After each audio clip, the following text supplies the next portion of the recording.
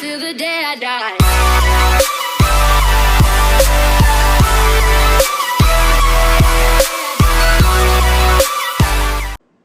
Welcome back to the Jonah and Ben podcast. Today is May 31st, 2024. The footage here was recorded by my co-host Ben, who will join me right now. Why, hello there. We're going to start off today. This episode is, we'll start... What the fuck, Jonah? I was in the middle with of the recap of fucking Major League thing. Soccer's Wednesday night games. As you could tell, the Jonah and Ben attended the Red Bulls versus Charlotte FC match, Which was which heavily had a delayed. 100-minute thunder and lightning storm delay. But thankfully, this is a good segue to bringing us into the MLS Matchday review. What do you want to start with, Ben? To start off From the Jonah and Ben podcast. Wednesday's match day, we had Inter Miami being defeated by Atlanta United 3-1 at home at Chase Stadium. Atlanta scored 2 coming from Sobalajenze and Jamal Farrell, and then who shall not be named scoring for Miami. You didn't pronounce either of those names correctly. But it was definitely an upset, especially. I told you Miami would concede 2, but they conceded 3, and the goals didn't come for them outside of a Messi goal. So, is it an upset? Yes. Is it good to see right now the top team in the league lose, especially with the players they have? Yes. I'm glad. I'm happy for Atlanta after their struggling start. For some reason, he shall not be named. Got a goal in the match day for that Shocker. finish. Shocker. Moving on, FC Cincinnati were Forsberg's goal was better. defeated by Nashville SC at home, 2-0 at TQL Stadium, with Jack Mayer and Jacob Schaffelberg scoring for the Coyotes. Now the number 2 East team in the East also losing at home in a quite big upset. Nashville, who have not been so great this year, surprised everyone. I'll give credit to them. The surprise match. Well, I think my match question day. to you would be, was it Cincinnati bad or Nashville good?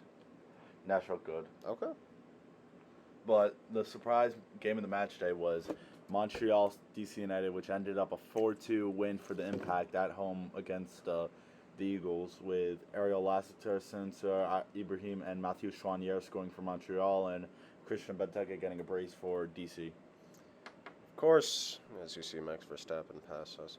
Of course, you see Benteke with 2 goals. He's right now been the best striker in Major League Soccer so far this season in terms of, he's not on such a great roster, but he still is like a vacuum when it comes to headers and one-timers.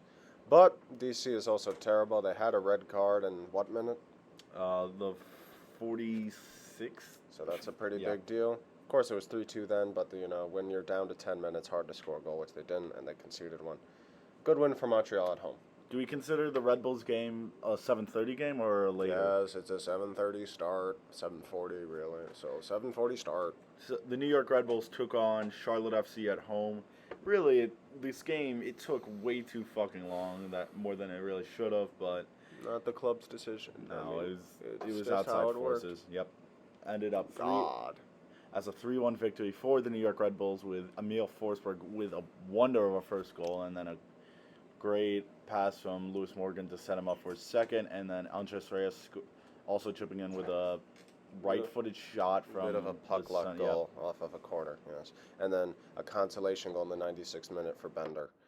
What were your thoughts on the Red Bulls' performance this evening, on Wednesday evening? Their first half, Charlotte were the better team in that, but Charlotte couldn't carry that momentum into the second half with that 100-minute delay. Sandro is proving why he got hired with that kind of performance Wednesday night. And then Dean Smith, Charlotte, they need a star on that squad. There's no X factor for them, really. Their best player, Ajimang, all he did was hit the post. Yeah, I do think, though, a big part of the game was, of course, the 100-minute delay. The players got 10 minutes of warming up, but you still can... yes, there was even playing surfaces for both teams, but the Red Bulls came out in the second half 10 times better than maybe 100 times better than the first half. And Charlotte just came out kind of flat. And even before Forsberg's great goal, they had ample opportunities with Carmona and Morgan even. Kalina. So I was impressed. And yeah, the Charlotte goalie did have a couple good saves, but also the Red Bulls They could have scored 5 in this game in the second half. That's how Yeah. good they were. Would you say course. that's Red Bull's good or Charlotte bad? I think it's Red Bull's good mixed with a bit of luck, but with them being way more prepared. But I guess that's also coaching when it came to the 100-minute delay. Yeah, Charlotte just The delay was longer than the game. came out flat. They just All right, you're just gonna Yeah. copy me. moving on to Don't the copy me. Austin FC versus Portland Timbers won't allow you to copy at me. Q2 Stadium. It ended up a 2-0 win for the road team with Evander and Cabasita scoring for the Timbers. So far, 3 of the games, well, actually, 3 of the 5 games we've covered were away wins. That's so crazy. And then Sporting Kansas City hosted the Vancouver Whitecaps 4 of the 6 now. at Children's Mercy Park. It ended up a 2-1 win for the Vancouver Whitecaps with Ryan Gauld scoring a brace and then Marino scoring for the Wiz. This is the Ben Only section of the podcast? Yep, of course, that happens sometimes, you know. The Ben Only section is over. Congratulations to Kansas City on winning. The Houston Dynamo. Houston Dynamo. Sporting Kansas City lost, Jonah. Houston Dynamo won. Houston Dynamo. Oh, Houston Dynamo won 3-1 on Wednesday, defeating the Colorado Rapids despite Mihailovic's goal. It was 1-1, but then Blessing and Kowalski made it a 3-1 victory for the home team, Houston. Let me do. It was Amin Bassi, Latif Blessing, and Sebastian Kowalczyk for the Houston Dynamo, and Colorado Rapids had Georgi Mihailovic scoring off a missed penalty from Felipe Navarro. Interesting. In the Los Angeles Galaxy game, they won 3-1 at home against the Dallas Burn at Dick's Sporting Goods Park. Dignity Health Sports Park, with Dejan Jovalic getting a brace and then Ricky Push scoring for them. And then for FC Dallas, it was Patrickson Delgado. Good day for the big market teams, aka New York, LA, and Houston, all winning at home. The Seattle Sounders drew Real Salt Lake at home 1-1, with Albert Rusnak scoring against his former club, and then Andres Gomez stealing the point late in the 99th minute. I was very unimpressed by Seattle's performance at home. They need to win that match. And for the And do better. final game for that match day, it was Los Angeles Wednesday. FC taking on the Minnesota United at home, with Denny Buenga scoring the first in that game, and then Mateus Bogo From a scoring penalty. an absolute screamer of a shot from like 35 yards out, and that's how Los Angeles FC was able to take down Caden Clark-led team, where They're not led by Caden Clark. Minnesota United had to lose on the road at Los Angeles at BMO Stadium, 2-0. Yeah, you already said that. Moving on to the biggest game in the European club world. Not the world, but just the European world. No, the club world. Fuck off, kill yourself, Well, die in a fire. I guess Club World Cup would be the biggest, which has never featured a CONCACAF team. Seattle Sounders. I said CONCACAF, I didn't say American. Anyway, it's the heavyweight favorite every single year, Real Madrid, led by José Lu versus the underdogs, guys who weren't expected to beat Atleti, PSV, PSG, or Newcastle, Borussia Dortmund. I feel as though Dortmund don't really have that big of a chance in this game. It's Real Madrid. It's Real Madrid. That's what it comes down to. Who do you think is the X factor for either team? For X- both teams, yeah. Just let's X get factor through the for basics. Real. We'll do this X factor score prediction. Yeah. Any okay. X factor for Real, it's Jude. X factor for Borussia Dortmund. Their goalie. I don't know his name. Kobel. Or whatever it is. I'll give it to him. My X factors for the game for Dortmund, it's Sabitzer. I think he's a very good player who used to play for both Leipzig and Bayern. So he's played for the big three of Germany. And for Real, I don't want to agree with you. I actually think it's Courtois, since he has played maybe, 4 games this season and is coming off a torn ACL to replace the guy who's played for them all season in Lunin. I think that might be a questionable decision, but you know what I've learned the last 4 years. Don't doubt Ancelotti. After his terrible Everton spell, he's came back with Real and it just picked up like he never left. What's your score prediction for this final match? I would love a Dortmund win, but it's unrealistic as hell to pick them to win. But I will be happy as long as it's not a 5th consecutive 1-0 final. which would be just so boring. That's why I'm going to go for a 3-1 Real win, with goals from, unfortunately, Vinicius, Tony Cruz in his last European game, I think gets a scripted goal, and then a Bellingham tap-in in the I 93rd was gonna minute say as an the insurance goal. same thing about a 3-1 Real win. Who are your goal scorers, though? Oh, and for Dortmund, Spitzer. That's why he's my X factor. Furlan Mendy brace, and then Danny Carvajal chipping into one. Why the fullbacks? And then who for Dortmund? I know you don't know any fullbacks from them. Because Guerrero doesn't play for them. Anyway. Does Axel Witsel still play for on Atleti? Oh, fuck. You can click players. No, I can't. I'm right, John. Guillermo Bueno. I don't even know who the fuck this guy is, but yeah, he's gonna score. The guy who has made zero no appearances, appearances, and probably has never made the squad. That's who's gonna score for them in a Champions League final at Wembley. Yep. Side note, unrelated. Jonah Ben podcast was at a game at Wembley this season in December. It was just some old people playing, but yeah. It was, just two rich guys. Yeah. Were we impressed? No, we didn't. We did see goals though, and so we were impressed. Now for the most important game in the Western Hemisphere, in this side of the Americas. Club atmosphere. Kill yourself. Well, am I right or am I right? You're right. Yeah, because Copa America. Pachuca take on the Columbus Crew at home at Estadio Hidalgo at 9:15 p.m. Eastern Time. On Fox. No, FS1. FS1! And the UCL final is on CBS and Paramount Plus for people who didn't know. Pachuca's X factor for this game, it looks like it's going to be Salomon Rondon. Would you agree with that? I would agree with that, considering his hat trick and his Premier League experience, but most importantly, his hat trick against Philadelphia Union. Who would you say is the X factor for the Columbus Crew in this match? You go first. Oh, okay. The X factor for the Columbus Crew in this match is going to be, I feel it's either going to be Darlington Nagbe or Diego Rossi. I think their X factor is going to be Boa or Aiden Morris, but if I had to pick one, it would be Aiden Morris, considering his men's national team experience. What do you think your score prediction for this My match prediction final for this final between Columbus Crew and Pachuca. Remember, it's in Pacheco. I know they won in Mexico earlier, but this is a different game. I think it's going to be 2-2. I think we go all the way to penalties, and Pacheco win 4-3 on pens. I think it's going to end up a 1-1 draw, and then it goes to penalty, and it's 4-5 leading for the Crew as Salomon Rondon and then Yaya Boa scoring for the Crew in that match. And then I think it's going to come down to just some Pachuca player missing it, and the Crew finish it off. So I have Pachuca winning on penalties. You have Columbus winning on penalties. Yep.